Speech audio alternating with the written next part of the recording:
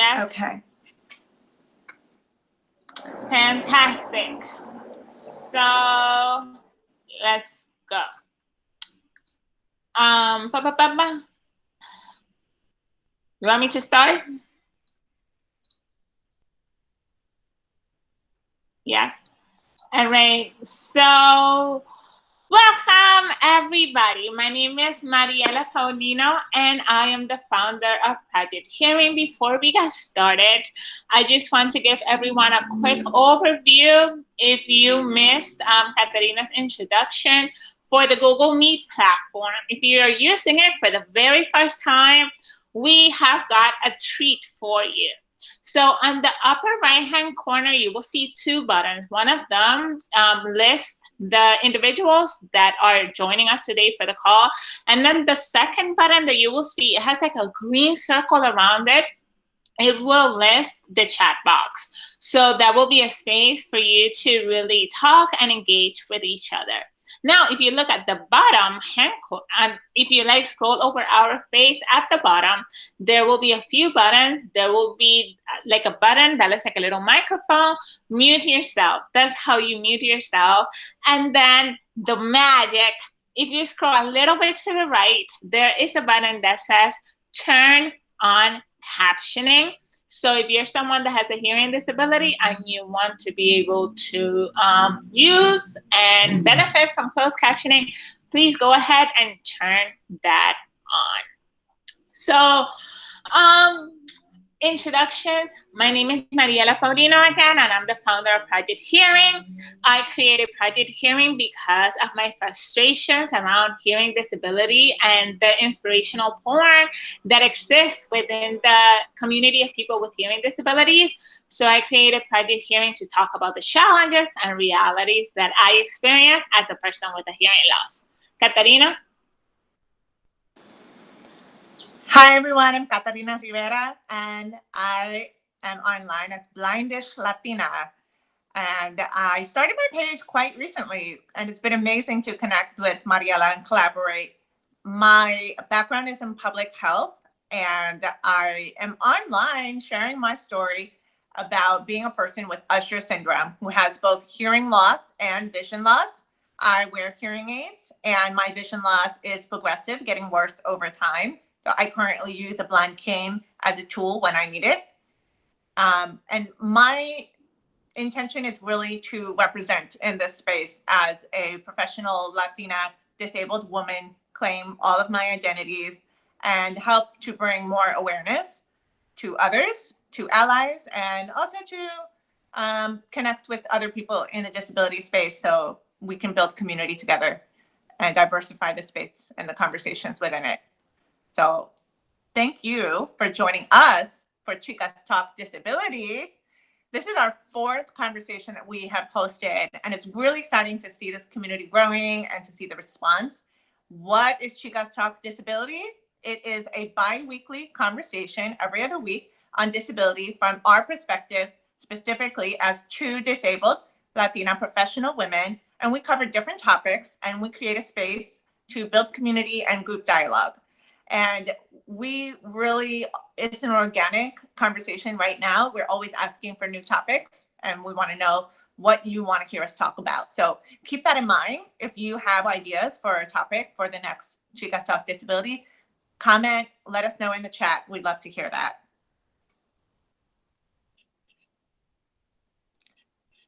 So we'll just do for the ground rules really quickly. Please mute yourself, keep yourself muted, and be respectful. We're going to have different perspectives, and just feel free to share your own without judging the perspective of someone else.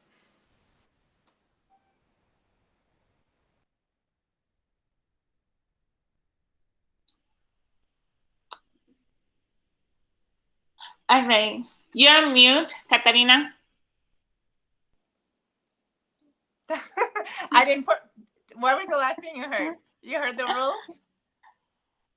If I heard the, yes, I heard most of them, yes. Okay. That is so weird. I didn't put myself on mute. So if you mute, if you touch someone else's screen on Google Meet, you will mute them, not yourself. So make sure you're in your own toolbar. Yes. Okay. Okay, great. So Mariella and I are going to talk, and we have prepared our stories that we're going to share, points that we're going to share, and then we're going to have open time at the end for commenting and sharing within the community here, and for you all to ask questions. But it really is an open conversation throughout.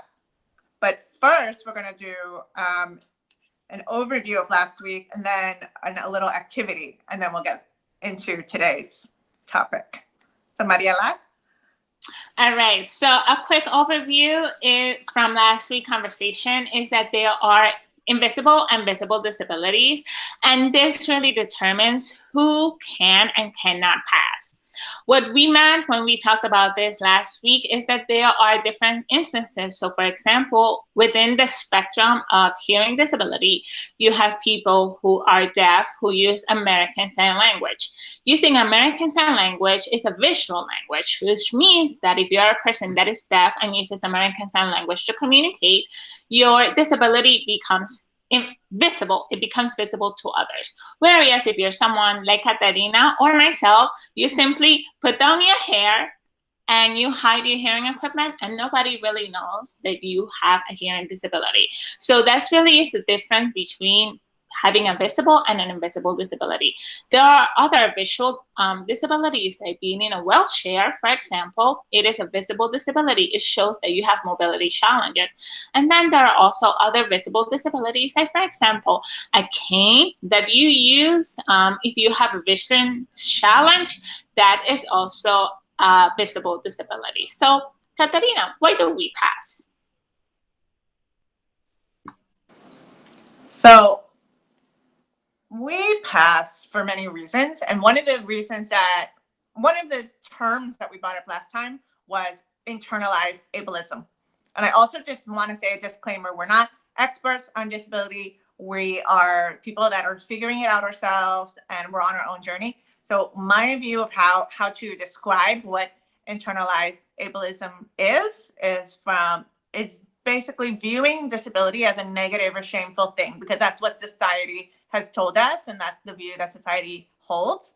And kind of that disability is not something to be confident about, that you're not seen in advertisements or in spaces, or it's not part of the image of what's beautiful or desirable. And because those are the images and the messaging that you have been surrounded by, that this then becomes something that you've internalized as well. And so your self-talk, your voice inside yourself continues to bring up those messages that it's better to be able than to be disabled, and that you have less worth or value. And so that's kind of impacting why you might choose to pass in certain situations rather than identify yourself as someone who is disabled. Why are some other reasons that we would pass, Mariella? So another reason why we pass often is also because, for me personally, and we talked about this during Chicas talk number 3, is that there is a lot of discrimination. So even though discrimination is prohibited against people with disabilities, there are still prejudices, bias, and discrimination that permeates every aspect of our society. And it is very, very hard to prove discrimination on the basis of disability. It's also the Americans with Disabilities Act 30th anniversary. And yet, people with disabilities are still facing discrimination in their job market, in academics, and in their personal lives. And then, Catarina, last point on why we pass. Yeah, I think as well we pass because of different levels of comfort. We're not always comfortable with disclosing a disability, especially with people that we don't yet trust, or we don't want to be vulnerable around. And it takes a lot of work to be a person with a disability. It can be exhausting. So sometimes that's not the identity that you want to present or always be, I guess, putting forth. Mm-hmm. So that's kind of the quick version of some of the highlights from our conversation last week. We wanted to start with that so that if you were not part of that conversation, you have a little bit of the idea of what was discussed. So now we're going to go into a really interesting activity. Mariella, what are we going to be doing? All right, so the activity that we are going to be doing today is going to be a challenge for all of you. Are you guys ready? Are your ears ready? Yes, can I get some thumbs? Yes. Yes, we're ready. All right. So one of the biggest challenges, so I'm actually going to do that as we are having a conversation. If you want to like pause or if you want to ask a question, just give me a thumbs up. So anyway, one of the things that my boyfriend is a musician and part-time. He works full-time at a bank because we need stability, but in his part-time, he's a musician. And one of the things that he's fascinated about is how I hear. He is obsessed with trying to understand what I hear through the metal that is in my head. So one of the things that I've noticed is that when we go to bars or concerts or parties, he doesn't struggle with his hearing. He doesn't. I could be across the room and he's able to understand what I'm saying with clarity. Now, mind you, his hearing is better than most. So I came up with an experiment. I put my hands on his ears and then I added music and I talked to him and he couldn't understand me. And it was like, oh my God. So that was such a mind blowing moment for him. And he's like, that's what you hear? And yes, and he struggled. So what we're going to do today is we're going to do a little online activity. And what we have is I went on YouTube and I looked for the sound of a busy bar. So what I'm going to do is I'm going to play the sound of the bar and I'm going to say a sentence. Or actually, are we doing the mute first? Yes. I am going to mute myself so that you can hear what it's like to be in a loud bar, maybe when your hearing battery dies. And I want you to guess what I am saying and type it in the chat because you're going to lip read. Are you guys ready? Yes? All right. So there we go. I'm going to mute myself. Oh, wait. I'm actually just going to lip talk.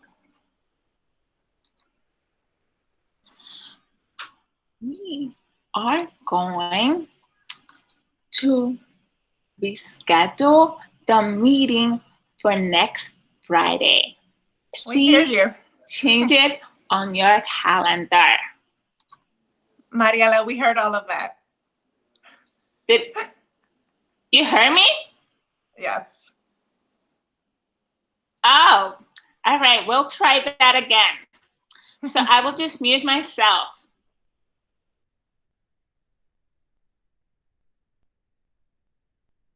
Can everybody see me? Yes? All right, great. So I'm going to say a sentence and I want people to guess what I'm saying. Okay. Yes?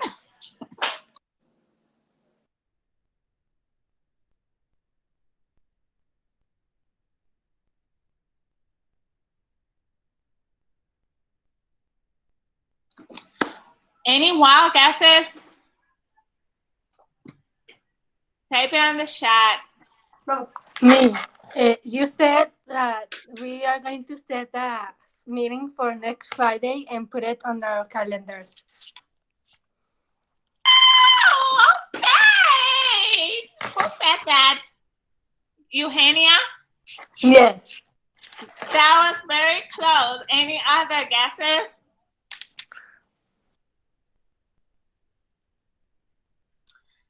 All right. So what I had said was we are going to reschedule the meeting for next Friday. Please change it on the calendar. Lip reading. All right, Catarina, you got the next one. Okay, I think this will be a true test because I know some of you heard it, some of you heard it. All right, I will try my sentence now.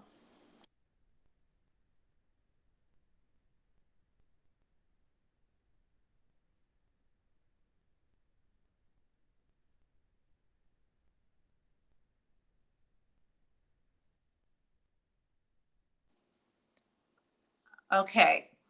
And I also want to apologize because I realize that this activity is not accessible for people who have a vision disability. Okay, what do people think it is? We have a guess. All right. No idea. Where do you meeting host online? Interesting. Let's That was pretty see. good. Wonder. I Yes. think Keenan got the closest. All right. Yes. Now Okay, we've had so two more. The sentence. Oh, we have a few more. Oh, wait. Do you want to Okay. actually read the correct sentence? Yes, I'm going to read the correct sentence. So you guys got some of it. Yes. So it was, were you able to access the meeting notes online? So some of you got that. Lip Okay, reading. Lip reading is magical.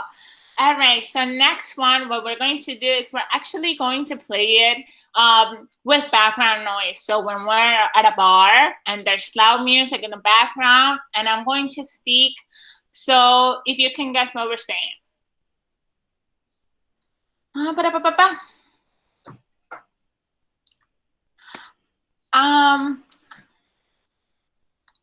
Actually, Catarina, that first sentence is, oh, never mind, found it.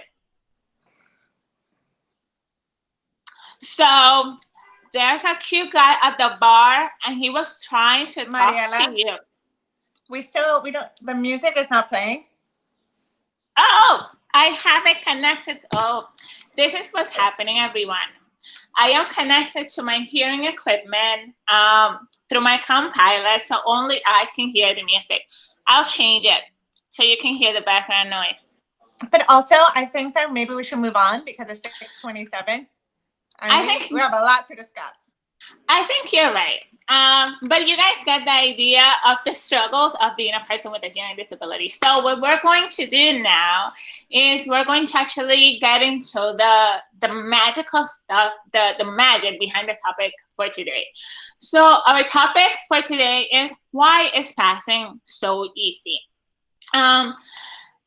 So first, let's just acknowledge what just happened.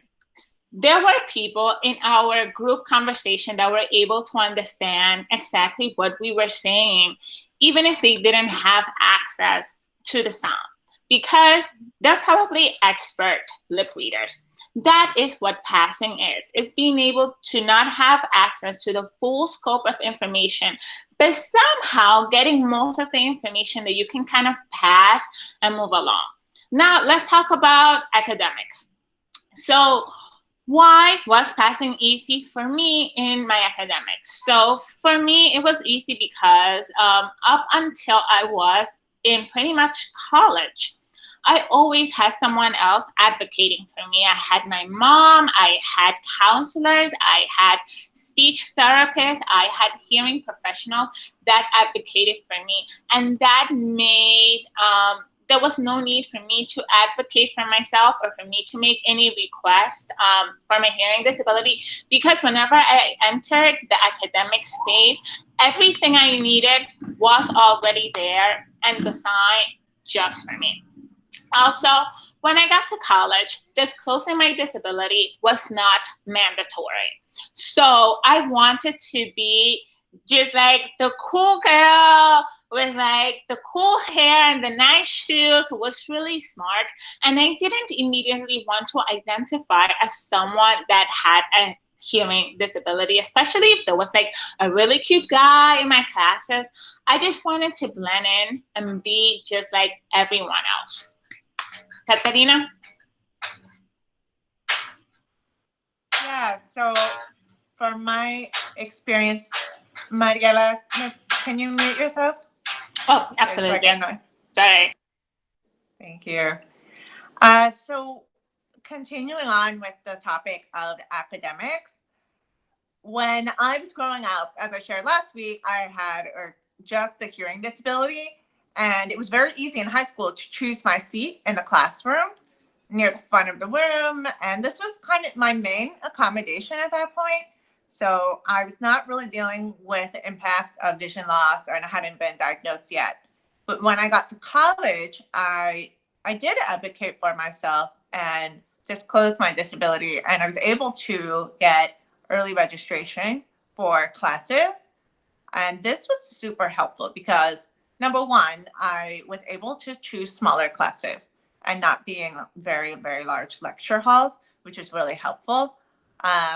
And it allowed me to take some classes that I was really, really interested in that were hard to access.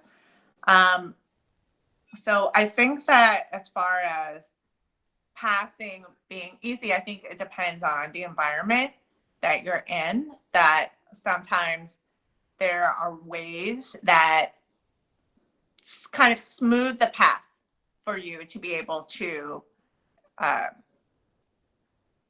disclose your disability, to receive accommodations, to know what's going to happen, and to feel prepared and confident in doing so. And I feel like in college, I did have that pathway laid in front of me. So I shared more than maybe I would have if the environment wasn't welcoming in that way. Now, when you talk about personal life, things get a little bit different. And I think that there's just so much to talk about with that. I think for a long time, I didn't have an easy way to communicate about my disability with people. I didn't have short statements or kind of like solutions for the situations that I could easily communicate and already have understood. So, for example, a lot of times, if I didn't say anything, usually something would happen and there would be a situation where people realized something was off. And a lot of times that might be somebody that I ignored somebody. That's their interpretation. I ignored them. I didn't, they were standing right in front of me or next to me, and I didn't see them, but they thought that I was rude. And that happened many times because people didn't know. And then if I did know that this happened, I would be able to explain, but it's already a kind of a negativity that has happened. And a lot of times I could be unaware, and they already have then a negative impression of me, which is challenging. Now I empower my friends to tell anybody that I'm disabled, that I have a hearing loss, that I have vision loss. And I kind of just let them know to do that. I think they didn't know exactly what they could do in a situation like that. But I think it's really important to have kind of your group that will support you, because there's no way for me to be on top of and all these interactions that I didn't have awareness of. So they can tell somebody, oh, no, she has this, or you got to stand this way, or they would, when they introduce me to somebody, putting my hand and extending my hand to meet the person's hand for the handshake. That's really helpful in like a dim bar. But it really depends on the situation and the context. If I'm out dancing and salsa dancing, I really just want to dance.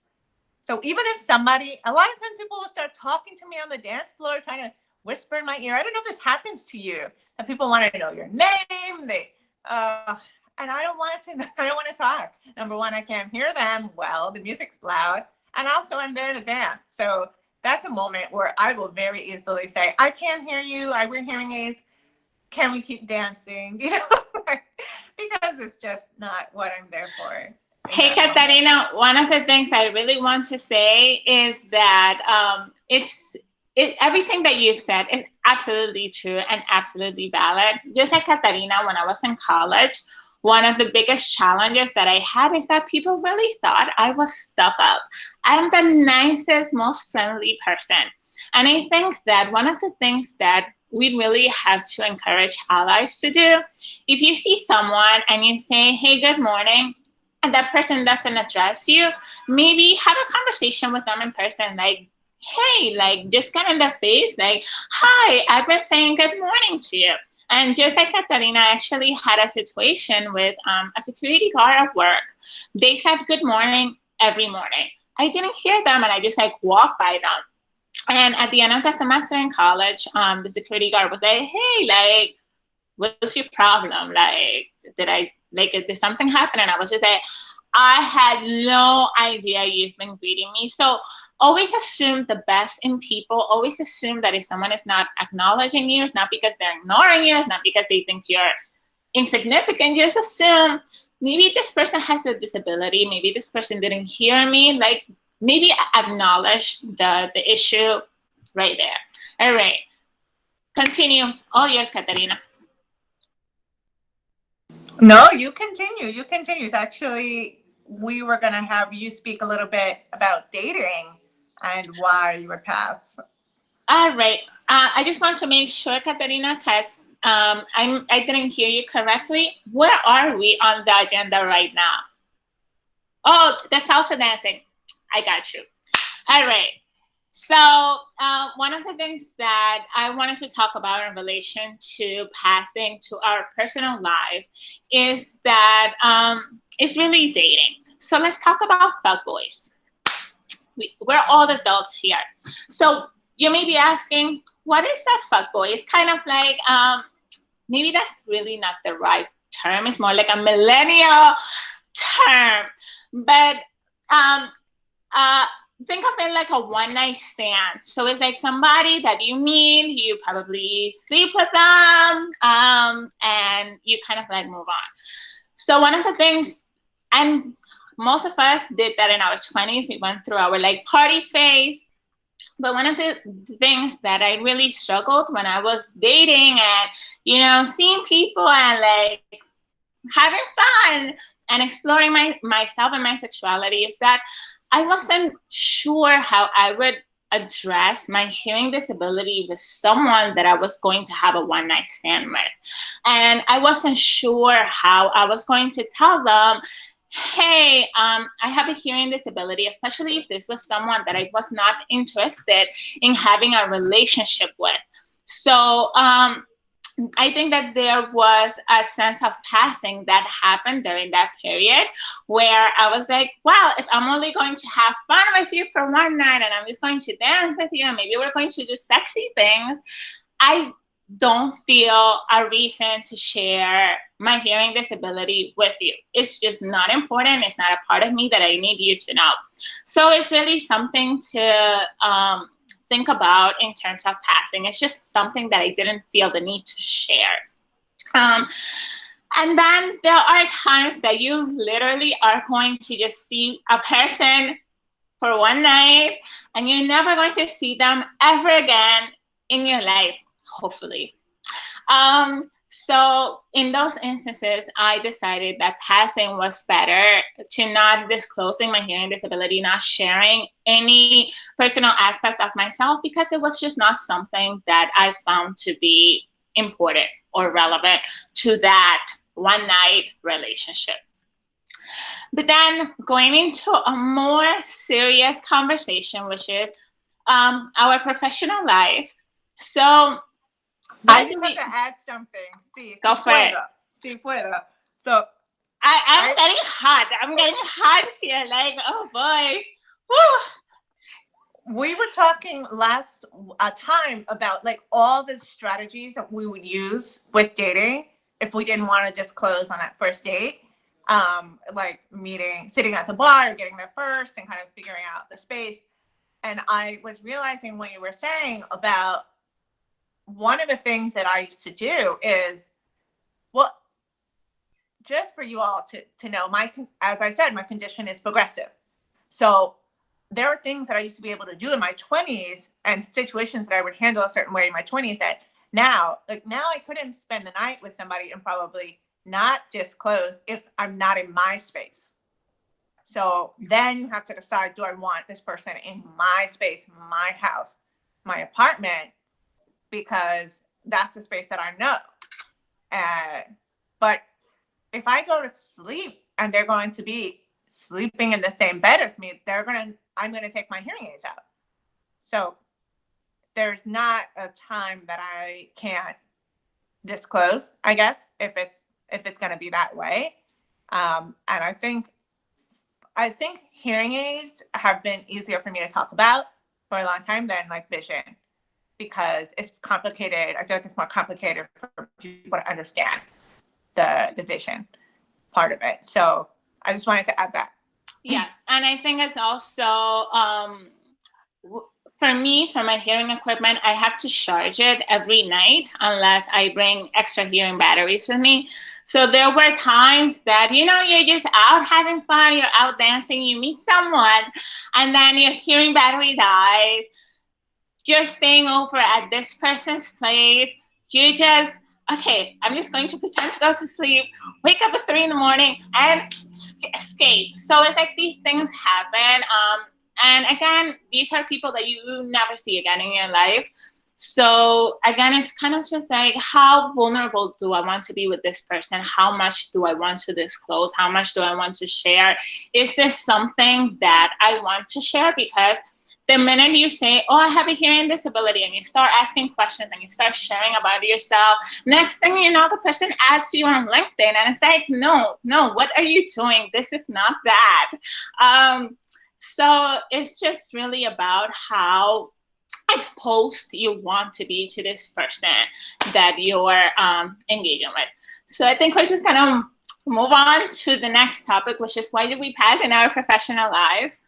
So for me, it is easy for me to pass in my professional lives because I do well in in-person interviews, and meetings and emails are easy for me. I'm able to communicate orally. I don't struggle much in those types of environments. The challenge happens when I do video calls. That's kind of like when people notice it.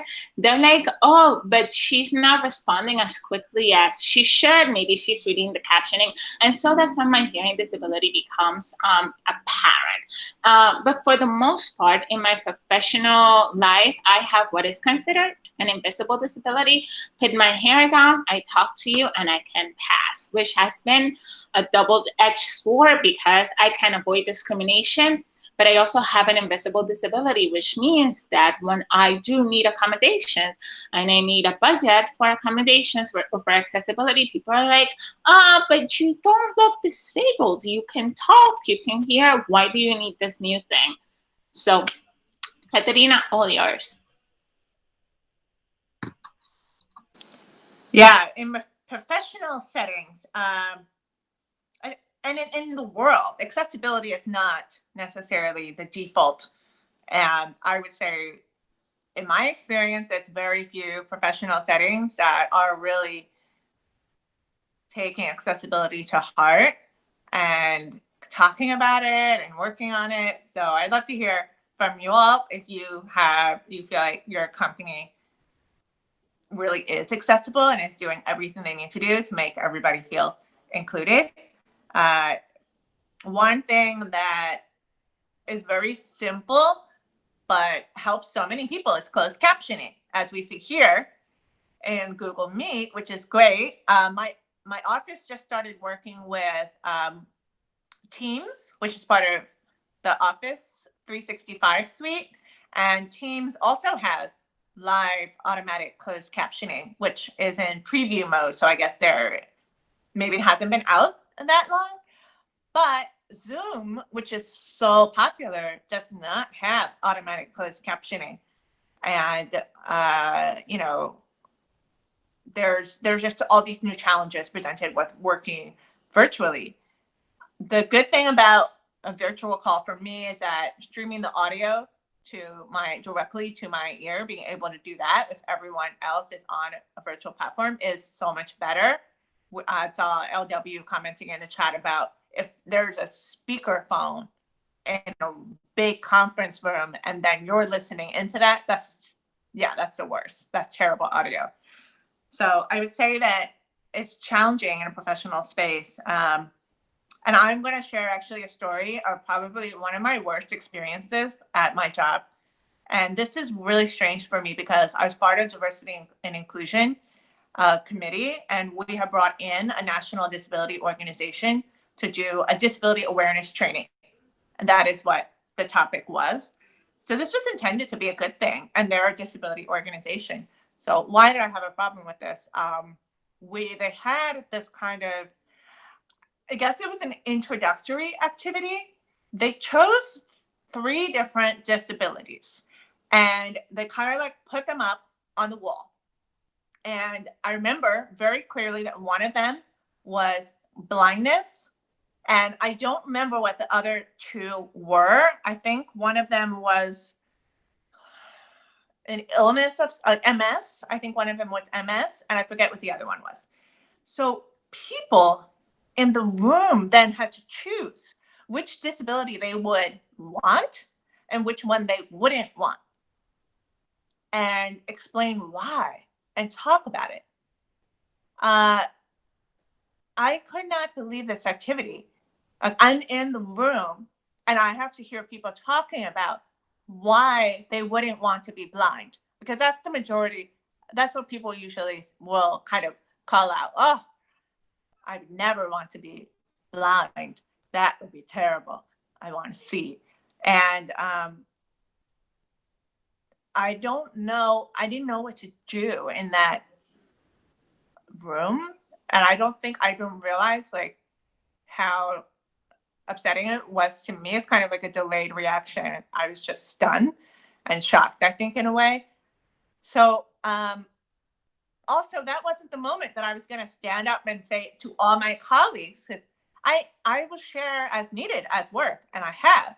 But I'm also, it's not something that I need to go and speak to every person at my job about, hey, I have this disability. Hey, I have this, you know, and certainly not in a group setting like that where everyone's talking about how they don't want to be blind. So that was my worst experience in a professional setting. Catarina, question. Did people at your workplace know that you had a vision disability, that you had Usher syndrome before they had booked this activity?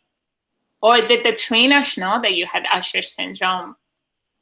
I don't know if the trainers knew, but my feeling on this activity is that no matter what, it's not a good activity, because you don't know. There's no way to know how everyone in a room is personally affected by, even if they're not personally someone with blindness, maybe their mother, their friend, someone very close to them, or whatever it is that they put up on the board to discuss their feelings on, because that's just all that's coming out in that type of activity. It's like a bias. It's you haven't learned anything yet, so you're kind of just sharing what your perspectives based, you know.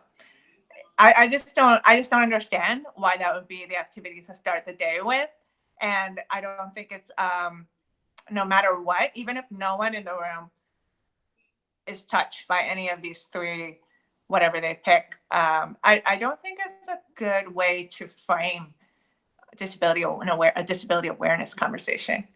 I think it's better to say, like, I've seen sometimes when you do trainings about bias that they're saying, okay, we're going to actually call out what are these assumptions that we have, what are the biases that we have, and we're going to record them. And we understand that these may be triggering, these may not be like good things, but we have to kind of see the bias and understand what these thoughts are, and then we're going to address them. But, you know, something like that maybe would have been better, but not in this format. Absolutely. I don't agree with it. One of the things, and I'll add to that, but one of the things that I have been meaning to do with my boyfriend is I actually want to stuff wax in his ears just for a day, and then have him walk around in his day, like go to the supermarket. When people talk to him and he can't hear what that's like, I want him to feel the same sense of frustration that I feel when I try to be independent and get my car, but people are wearing the face mask and I can't lip read. I want him to experience what that is like for me. And we actually tried that very briefly, where he had earphones, but it's a visual thing. People saw the headphones and they knew that he was not hearing as well as he should. But I wonder, Catarina, if people see you, if people see me, they don't see hearing loss. It's not visible. So I wonder how my boyfriend would react to being placed in a situation where he has an invisible disability and he sees and he understands how people act around him. But that may be an activity that may be a little bit better than that activity that you had to experience. But Are we ready to go on to our next topic? Yes? Catarina? Yes? All right, great. So the next topic is our personal lives. Hold on, let me just make sure. Hold on, I'm just like checking. Oh my goodness, Catarina, I lost the agenda. Can you let me know where we were again? Okay. I'm gonna go. Actually, it's me. Sorry. So we're gonna be talking now about self-advocacy and why is self-advocacy so hard. I just kind of a little bit lost in your chat box thread. We have some really good sharing there. Okay. All right. So it's all yours. So yes. I think you're supposed to start. Go. Okay. Thank you. Yes. We're going to talk about self-advocacy and go again through academics, personal life, and our professional life. So why would self-advocacy be so hard? In an academic setting, I don't know if you've experienced it, but sometimes a professor, an instructor, or a teacher has kind of like an unwelcoming demeanor, and there's a lack of trust. And so you just don't want to talk to them about anything. And kind of make yourself a target for being misunderstood. And I think that just happens in every setting. There's bad apples. And so it makes self-advocacy really hard because that's going to require more work. And you will be concerned about that person's reaction. Additionally, when you self-advocate, you're asked to provide a solution. That's been my experience. That and that's really because your situation is unique, and when you present like someone might not even have experience knowing like what you need, but it also I'm figuring it out too, so I don't always know what I need, and I think there should be more support in an academic setting for figuring out the right kind of accommodation. And I think that maybe this would be more challenging in a college setting because you're more individual there. Whereas I think in high school and the lower grades, there's more of a smaller environment usually. And sometimes you get a solution that's cookie cutter and doesn't address your needs. And so it just requires ongoing work there. What about you, Mariella?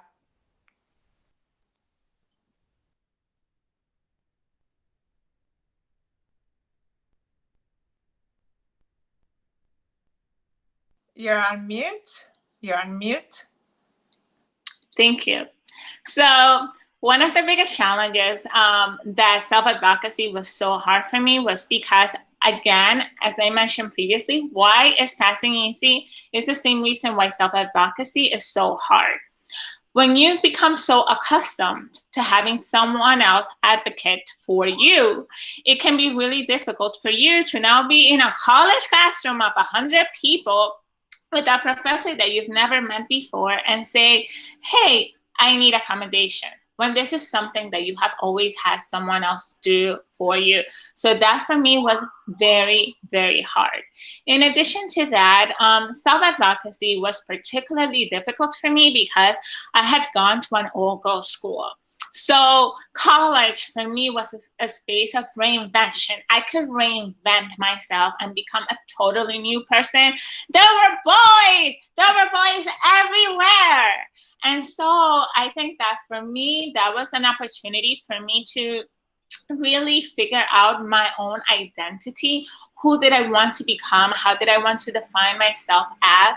And that made going up to a professor and saying, hey, I have a hearing disability. I'm going to need a stenographer who will sit next to me at every class.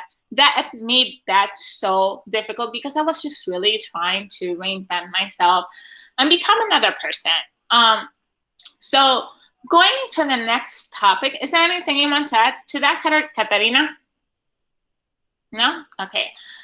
Going to our next topic, which is our personal lives. We talked about our sexual relationships with other people. Disclosing a disability when you're in a sexual relationship with someone, maybe a monogamous relationship, maybe a casual relationship, it's really about exposing a lot of vulnerability. It really is. First, you're exposing a lot of vulnerability to your potential sexual relation, period. But it's also a lot of emotional vulnerability. And that can be very hard, especially if you have a disability where your disability could be passed on to a child. So those are very hard conversations to have, because there have been times that people have told me, I don't want to date someone with a disability. I have been told that. And even though I don't have a disability that could be passed on, I lost my hearing to sickness. But people have told me that and saying, hey, I have a disability, that really is putting my persona, my ego in a very vulnerable place. Catarina? Yeah, so continuing with that, with personal life, there's a lot of different situations that you're just thrown in. If you're out there trying to have a social life, it's really hard to anticipate what you'll need to advocate for in every situation. So, for example, one time for a birthday party, my friends said, okay, we're going to do an escape room. And this is in New York City. We're in New York. And I've never been to an escape room. I have no idea how it's set up. And what was I going to do? Was I going to spend all this time calling the escape room and figuring out, like, well, what is, I don't know. I just showed up. That's basically what I did. And I was like, and, you know, the rooms changed shape. They were all strange, and they also turned off the lights a little bit. And so, yeah, I couldn't do much. And then all my friends are shouting at each other with the clues and the time. And so, like, I sometimes just kind of step back and say, I'm going to do what I can. This activity is not really designed for me. I'm just going to do what I can, try to have a positive attitude, because I also don't have endless energy to advocate and prep for like every situation in my life. The most important things are professionally for me, and then, you know, certain situations and other parts of life. So yeah, I just feel like that's the choices that you make sometimes. So I also felt before in dating, I felt the pressure because my condition is progressive. I don't know if anyone else also has experienced this, that a pressure to kind of find the right person before your disability gets worse. And that really was unhealthy for me. So I felt like I wasn't making the right choices for myself in the long term. Now I look back and I can see that that wasn't a good kind of mindset to have for dating. So now I'll just speak quickly about professional life. Why is self-advocacy hard in a professional setting? An additional point that I wanted to make here is that a lot of times diversity and inclusion initiatives, which is kind of a big way that people are trying to increase inclusion, they frequently focus on race, and they have less room for other diversity identities, even though disabilities affects a large number of the population. I believe the number is around 20%. And so sometimes it's kind of, there's competition within that space, I would say. And Mariella, you were going to add something about. Yes. So really, whenever you are a person with a disability that is asking for accommodations in the workplace, there are times that you don't have a supervisor that is an ally, or maybe you're working for a very small team of people, for a very small startup that doesn't have a budget. And so sometimes it seems like you're rocking the boat by asking for accommodations. One of the expressions that I've heard often when I've asked for accommodations is that there's no such thing as a free lunch. And while that may technically be true, when we pay for accommodations, be it real-time captioning or ramp, that money has to come from somewhere. And although employers should make every effort to be accommodating and to be reasonable in the accommodations that they provide. They are not always able to provide accommodations or provide the accommodations that we need. One of the things that I have learned in my own professional experience is that I try to be reasonable as well, because not every employer is able to accommodate me. So, for example, we have bi-weekly meetings at work. And I have an amazing set of supervisors. Like the chain of command at the City University of New York is amazing. I could have asked for real-time captioning. Real-time captioning costs $150 an hour. So multiply that by 2 times a week for however long this coronavirus thing happens. That adds up. And that would take money away from our budget. But one of the things that I started using now is Google Meet, which has facilitated our conference calls so much. It provides access, and it has been supported by the entire leadership at the university. But being able, like Google Meet at CUNY happened only because I took the initiative and I went to my supervisor, and then I went up to her supervisor, and then I went up to her supervisor. I went up the chain of command explaining why accommodations were important and why I needed to be included. So now we're using Google Meet for all of our conference calls, which is amazing. But sending that first email to my direct supervisor, like, hey, Ashley, is it okay if we use Google Meet for our conference calls? I was sweating. I was so nervous because technically she could have said no. So, that was hard to say. All right. So our third topic of the day is, do we still pass now? So I will start. Again, our theme is academics, personal life, and professional. I will start talking about my academics. I do not pass in academics. If I am paying good money for an education, you best believe I will be advocating for myself. In fact, when I was at Georgetown pursuing my master's degree, I had requested card captioning. So card captioning is basically, you know, when you're in a courtroom, that there's someone that types down everything that's being said. That same technology can be used by someone that is deaf or hard of hearing. And let me tell you, Georgetown tuition costs a pretty penny. I went to the Georgetown Disability Office and I had asked for real-time captioning for all of my lectures. They said, oh, we cannot provide card accommodations. You know what I said? I said, you know what? I know about the National Association for the Deaf. So if you're not willing to pay for my card accommodation, I will not hesitate to pursue legal action against you. 1 week later, I had the card accommodations that I needed. So I do not pass for anything that I'm paying good money for. So it's your money, you're paying for the service, you deserve to be accommodated. In addition to that, one of the things that I really believe is that my education right now, anything that is going to help my career or my professional development, is way more important than looking cute. Well, I now have a boyfriend, so I am not trying to look cute or impress anyone.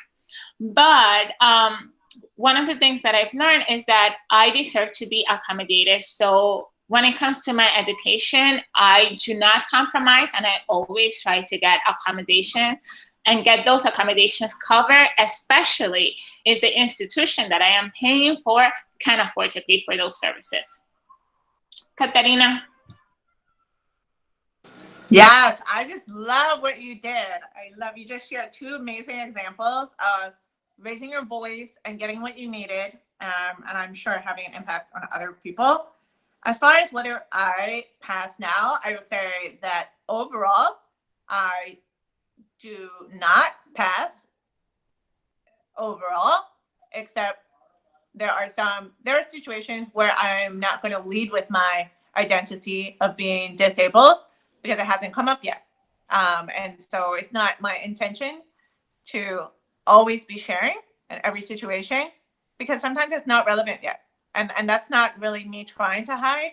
It's just because the nature of the disability, that it is invisible unless I'm using a blind cane and until I announce it. So one thing I will say is during my graduate studies, I started to always talk about the fact that I wore hearing aids, and my classmates who had multiple classes with me, they just heard it again. And that's fine, because some people don't hear you the first time anyway. So in the introduction, so like that first day of class, I would always say, you know, as part of my introduction, I wear hearing aids, and you know, when you're sharing, please speak loudly and clearly so that I can also hear what you have to say. Because a lot of times I would hear the instructor pretty well, but when the classmates would like say a question from the corner or from behind me, that's when I would have issues. So I got so confident at just sharing in my intro. This is just something that I want you to know. And I do this for professional meetings as well, especially when I'm meeting someone externally, or if I have a phone call with someone. It's a lot. I'm using a captioning service a lot of times. So I'll just tell them, hey, can I call you? I'm using a captioning service because I wear hearing aids. Or at the beginning of the call, I might ask you to repeat yourself because I wear hearing aids and sometimes I just miss something. And I just find that it's, in many situations, great to share a little bit so that people are understanding and have a positive interaction with you.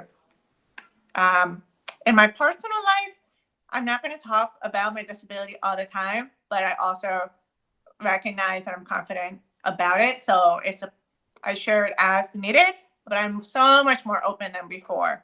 I think before I actively really was, in many situations, like not trying to say anything about it, not trying to appear different.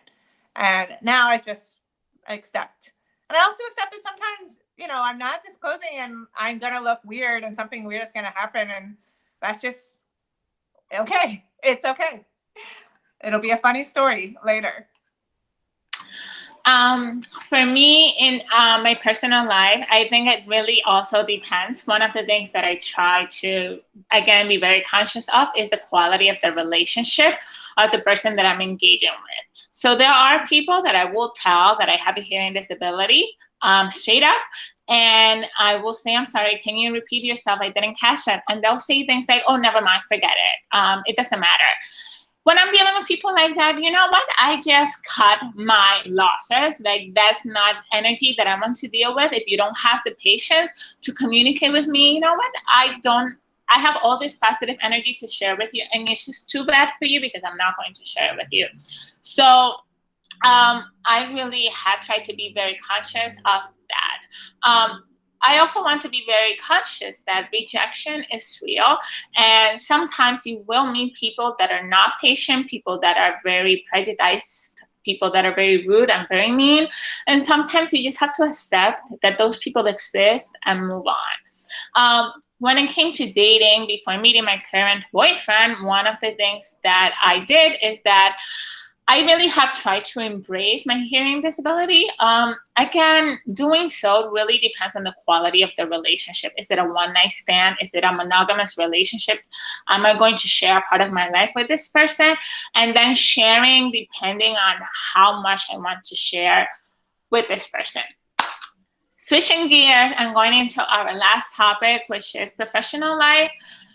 Do I still pass now in my professional life? The answer is really, it depends. It really depends because there are times that I will be in a conference call, Google Meet isn't working, I need to pay attention, and things are moving quickly, and I just need to answer quickly, and it really depends on how much information I need to share with the person. One of the things that I've definitely done, which has helped, is creating affinity groups within the work, within my work. So I have met other people within CUNY that have hearing disabilities. I've met allies, so people that don't have hearing disability, people that I can message during a Google Meet and send them a quick message like, oh my God, Caroline, what did this person say? Or can you take notes for me? And that has been incredibly, incredibly useful. Another thing that I also want to say as I wrap up this is that we have to be very conscious about what a reasonable accommodation is. Not all accommodations are reasonable. And so this is particularly true when we talk about our professional access. So Google Meet is a reasonable accommodation. Not everyone is able to afford real-time captioning, $150 an hour for 8 hours of the day. So as a person with a hearing disability, it's also my responsibility to meet my employer halfway and find solutions that work for both of us. But I will say that my contract with the City University of New York is over in 6 months. If anybody's hiring, hit me up. But one of the things that I will definitely try to do is for my next employer to just be very, very transparent about my hearing disability, about there being like $2,000-$3,000 in the budget for real-time captioning, and just hoping that they accept me for who I am. Catarina? Yeah, I think you've said it all. I think that just like anything in life, the more that I've grown in my understanding of myself, the better I can bring other people into it. So when I was struggling for a long time and not understanding necessarily what could be helpful to me in certain situations, I have less power and advocacy because I'm unable to say, hey, I need this, and to be really confident helps so much. When you talk about your disability as like a powerful thing, a special thing, something that has enabled you to be more creative, think differently, access a different experience, there's just so much that I think is positive. So that's kind of the space where I am at. I definitely struggled for a long time though, and I'm so glad that we're having this conversation. So now it's almost 7:15. So I want to make sure we close out this conversation. First, I want to thank everybody who is here and really appreciate you all showing up, listening if you were just here to listen, commenting in the chat box, sharing your experience. I hope that it was validating to you. We are going to send out notes. We always send out notes afterwards with resources for all of you and a summary of the conversation. So look out for that. And we also, I think maybe we'll be doing another giveaway again. Maybe not. No giveaway. No. Sorry. But we'll send out a survey and we'll want your feedback on what you all think. And also tell us your topics. Like, what do you want Mariella and I to keep talking about in the next Chicas Talk, which will be in 2 weeks? Please let us know. Okay. Oh, I see a topic here from Crystal Shakespeare. The cost of being disabled mentally and monetarily needs to be a topic. Okay. That's a great topic. Anyone else have ideas? Let's see in here. Also, if there is something that you want to share with us after this talk, we know it's a lot to process. We want to be very clear that the things that Catarina and I talked about today are our respective experiences. These are not the deaf experience. This is Catarina's experience and my experience. So take them for what they are. And we are more than happy to talk to all of you offline if there's something that you want to just really address or really dig in a little bit deeper.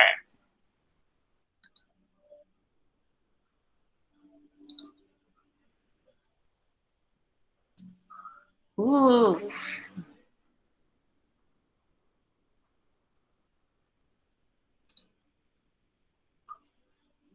I'm just reading here. Yes. Amazing. Same. One of the things that we've definitely been thinking about is how do we actually teach people how to self-advocate? I don't know about you, Catarina, but I think learning how to self-advocate for myself as an adult are all skills that I wish I had learned when I was in my teens, when I was in my 20s. So that's definitely a really interesting topic idea for maybe an upcoming talk. Yeah, I think we have a lot of really Really important good, yes. topics here. Intimacy and disability. We have just this conversation about what our worth, our value. That's coming up a lot. So we will announce as soon as Mariella and I decide the next topic. And I think we can take these for the next several. These are some wonderful ideas. So thank you again. And we'll see you in 2 weeks for the next Chicas Talk. Disability. Whoop, whoop. Bye, everyone.